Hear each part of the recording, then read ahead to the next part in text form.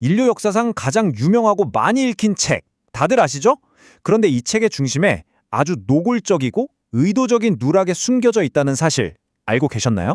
이번 자료 해설에서는 한 번역가의 결정이 어떻게 역사의 흐름을 통째로 바꿔놓았는지 그 흥미로운 과정을 파헤쳐 보려고 합니다. 자, 바로 들어가 보죠. 여러분이 정말 아끼고 좋아하는 소설책을 읽고 있다고 한번 상상해 보세요. 그런데 처음부터 끝까지 주인공의 진짜 이름은 단 한 번도 안 나오고 그저 주인이나 선생님 같은 아주 뻔한 호칭으로만 불린다면 어떨까요? 좀 이상하잖아요? 그런데 성경의 메인 캐릭터인 신의 이름에 실제로 바로 이런 일이 일어났습니다. 무려 7,000번. 네, 7,000번입니다. 단순한 오타나 실수가 아니에요. 원래 히브리어 텍스트에 기록되어 있던 신의 아주 신성한 이름, 테트라그라마톤이 지워지고 다른 단어로 대체된 횟수입니다. 도대체 어떻게 이런 엄청난 규모의 미스터리가 발생하게 된 걸까요? 첫 번째로 사라진 신의 이름에 대해 살펴보겠습니다. 이 잃어버린 이름의 정체와 그 힘을 이해하려면 시간을 훌쩍 거슬러서 뜨거운 사막에 있던 모세와 불타는 떨기나무 앞으로 가봐야 합니다. 모세가 신에게 이름을 불었을 때 신은 자신을 나는 스스로 있는 자다 라고 소개하죠. 이게 바로 야훼입니다. 이건 주님이나 가장 높은 분처럼 거리감이 느껴지는 공식적인 직함이 아니었어요. 히브리어 동사 존재하다에 뿌리를 둔 영원하고 스스로 충족하는 존재 자체를 의미하는 아주 친밀하고 개인적인 고유 명사였거든요. 고대 이스라엘 사람들은 이 이름을 일상에서 아주 자연스럽게 매일매일 불렀습니다. 두 번째, 침묵이 어떻게 신성한 것이 되었을까요?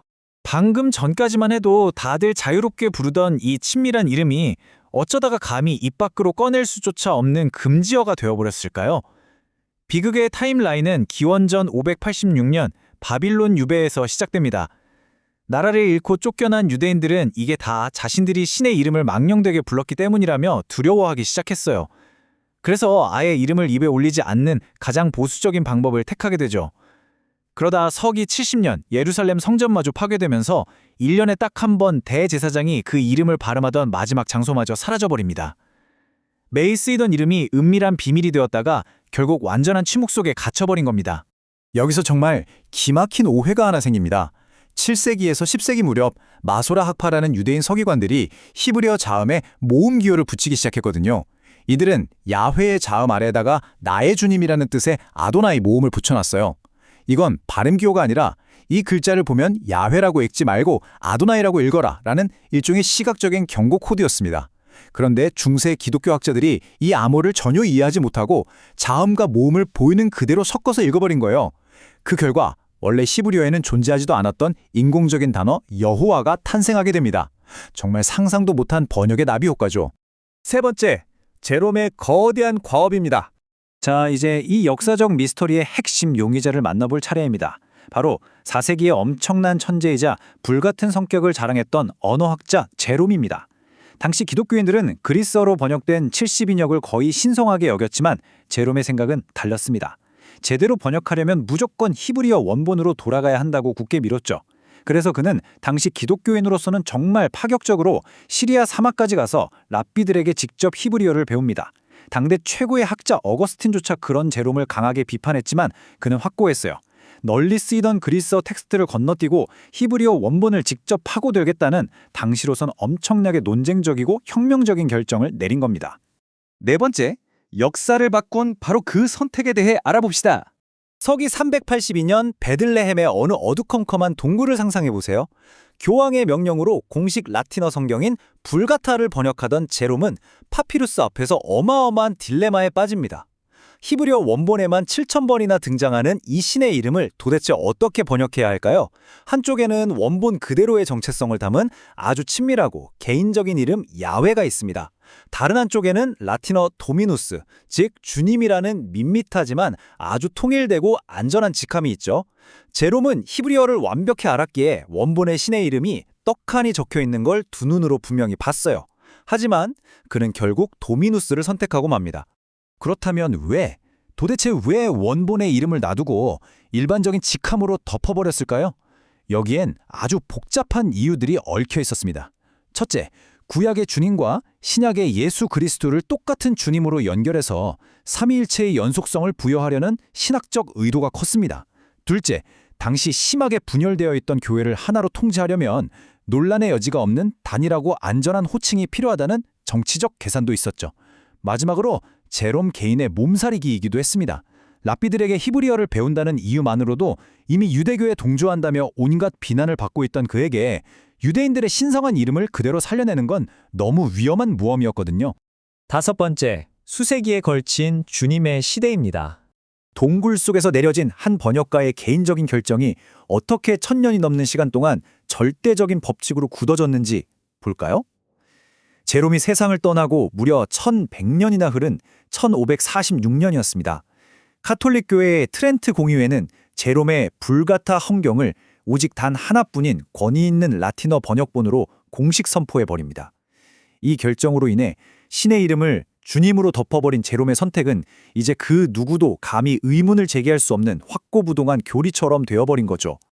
여기서 진짜 아이러니한 건 카톨릭의 전통을 그토록 격렬하게 거부했던 개신교 종교개혁자들조차 이 문제만큼은 카톨릭을 그대로 따라갔다는 겁니다. 독일어의 마틴 루터, 영어의 윌리엄 틴데일, 포르투갈어의 알메이다 등 당시 최고의 번역가들 모두가 야훼 대신 자국어의 주님이라는 단어를 대문자로 쓰는 방식을 택했거든요. 왜 그랬을까요? 이미 수백 년 동안 뿌리내린 문화적 관성을 무시하기 힘들기도 했지만 사실 그 밑바탕에는 유대교 전통을 의심하고 배척하던 당시의 신학적인 반유대주의가 강하게 깔려 있었어요. 의도했든 아니든 양쪽 모두가 신의 이름을 지우는데 완벽하게 합의해버린 셈입니다. 여섯 번째, 신의 이름 되찾기입니다. 시간은 빠르게 흘러 19세기와 20세기로 넘어옵니다. 현대 원문 비평이라는 학문이 발달하면서 자그마치 1600년 동안이나 감춰져 있던 이 거대한 역사적 덮개가 마침내 벗겨지게 되는데요. 그 결정적인 계기가 된 게 바로 1947년에 터진 어마어마한 고고학적 발견, 사해 문서입니다.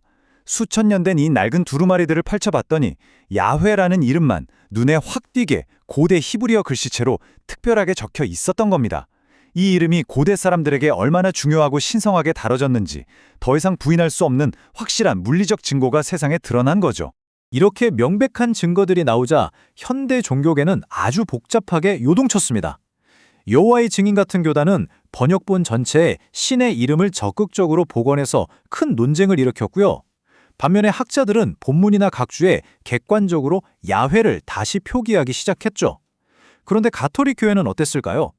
2008년에 유대교의 전통과 초기 교회의 관습을 존중한다는 이유로 미사에서 야훼라는 이름의 사용을 아예 공식적으로 금지해버립니다. 제롬의 선택을 다시 한번 꽉 못 박은 셈이죠. 또 다른 쪽에서는 원래 이름을 부르며 예배해야 한다는 회복주의 운동까지 생겨났습니다. 그야말로 대응 방식이 완전히 파편화되어 버린 겁니다. 지금까지의 이야기를 머릿속에 담고 이 두 문장을 한번 비교해 볼까요? 주님은 나의 목자시니, 그리고 야훼는 나의 목자시니. 어떠세요? 뉘앙스가 완전히 다르죠? 이건 단순히 단어를 하나 바꾼 수준이 아닙니다. 1600년이라는 어마어마하게 긴 시간 동안 지극히 친밀하고 인격적이었던 누군가의 진짜 정체성이 아주 멀고 공식적인 타이틀로 굳어져 버린 거니까요. 서양 종교가 가진 영성과 심리의 깊은 곳에서 이로 인해 얼마나 거대한 변화가 일어났을지 정말 상상하기조차 힘듭니다. 여기서 놓치면 안 될 진짜 재미있고 아이러니한 사실 하나 알려드릴게요. 기독교인이 아니어도 다 아는 유명한 말, 할렐루야. 이게 무슨 뜻일까요? 히브리어로 찬양하라는 뜻의 할렐, 그리고 야훼의 짧은 형태인 야가 합쳐진 단어입니다. 그러니까 문자 그대로 야훼를 찬양하라는 뜻이거든요. 세상에 수십억 명의 사람들이 자기도 모르는 사이에 그토록 꽁꽁 숨겨지고 지워졌던 신의 이름 절반을 큰 소리로 노래하고 있다는 사실. 정말 역사상 최고의 아이러니 아닙니까? 자, 이제 이 해설을 마무리하며 현재로 돌아와 볼까요?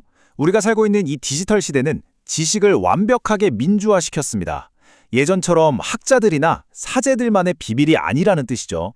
테트라그라마톤, 이 신비로운 네 글자의 이름은 이제 스마트폰 하나만 있으면 누구나 검색해서 찾아볼 수 있습니다. 1600년 동안 견고하게 세워져 있던 침묵의 장벽이 마침내 무너지고 있는 겁니다. 그리고 이건 현대 사람들에게 아주 흥미롭고도 묵직한 새로운 선택지를 던져주고 있죠. 오늘 우리는 고대 사막의 불타는 떨기나무에서 시작해 제롬의 춥고 어두운 동굴을 지나 우리 손에 있는 스마트폰까지 하나의 이름이 겪어온 파란만장한 역사를 쫓아왔습니다. 마지막으로 여러분께 질문 하나 드릴게요. 만약 여러분이 타임머신을 타고 4세기 베들레헴의 그 좁은 동굴로 돌아갈 수 있다면 파키루스 위에 도미누스라고 적어 내려가고 있는 번역가 제롬에게 어떤 질문을 던지고 싶으신가요? 이 거대한 역사의 무게를 담은 질문을 한 번쯤 곰곰이 상상해 보시길 바라며 이번 자료 해설은 여기서 마치겠습니다. 함께해 주셔서 감사합니다.